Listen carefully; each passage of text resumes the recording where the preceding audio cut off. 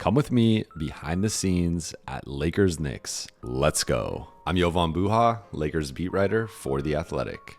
Stop number 5 of the Lakers 6-game Grammy road trip, New York. My favorite stop of the trip, my favorite stop of the season. I love New York. My brother lives out there. I have friends out there, and I had a great time on Friday night. I didn't stay out too late though because the Lakers had shoot around on Saturday morning, and there was some buzz that LeBron was going to be speaking for the first time since his cryptic hourglass emoji tweet.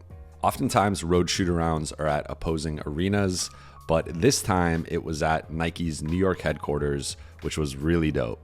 We actually were able to hear a bit of shoot-around. Typically, we're not allowed in during that part, and I wasn't able to record it, but it was insightful to hear the team going through their defensive game plan, offensive drills, and more.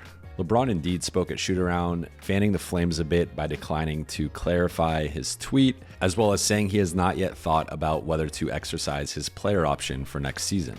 Whether you agree with his tactics or not, this tends to be the LeBron strategy around the trade deadline, and more often than not, it has worked with the pressure that he applies, forcing his teams to make moves that propel them into a deeper playoff run. After shoot-around, I went back and posted LeBron's availability on YouTube and wrote a newser for The Athletic. Then I went to Soho, which is one of my favorite areas in New York, walked around a bit, did some window shopping, grabbed a quick snack, and then went to meet up with my brother for lunch. We walked around a bit and then went to Blank Street Coffee, which for those who remember from the Boston vlog, is becoming one of my go-to coffee shops on the road. Finally, it was time for the game, walked over to MSG. It was a bit weird with the 8:30 p.m. local time start. It kind of throws off the pregame routine.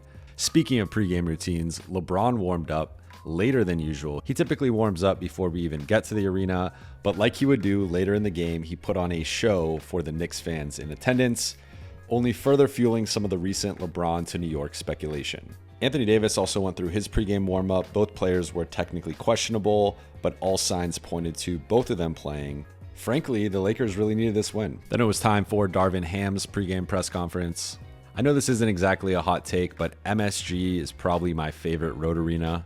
They have great food options. That burger is the best thing I've eaten in a concession stand this year. And there's just a buzz in the arena. I don't know if it's the acoustics. I don't know what it is, but it's unlike any arena in the league. The only two knocks I can come up with are the media seats are further than most arenas. And as you just saw, they spelt my name wrong. I mentioned LeBron putting on a show, and he started things off with this incredible alley-oop finish off the bounce from D'Lo. Another random thing I like about MSG is they use these old school logos that almost remind me of a 90s or early 2000s video game.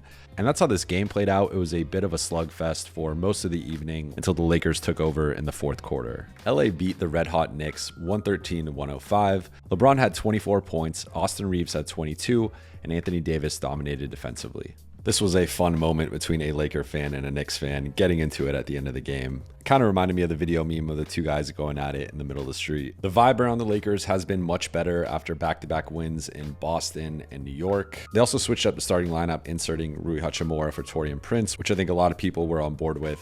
LA continues to confound. They've had 3 of their best wins of the season on this road trip and 2 of their worst losses. With the team playing better and Jared Vanderbilt likely out for the rest of the season, it'll be interesting to see what they do ahead of Thursday's trade deadline. On Sunday, I met up with my brother and a friend for lunch. We hung out for most of the day, and then I flew to Charlotte for the end of the trip.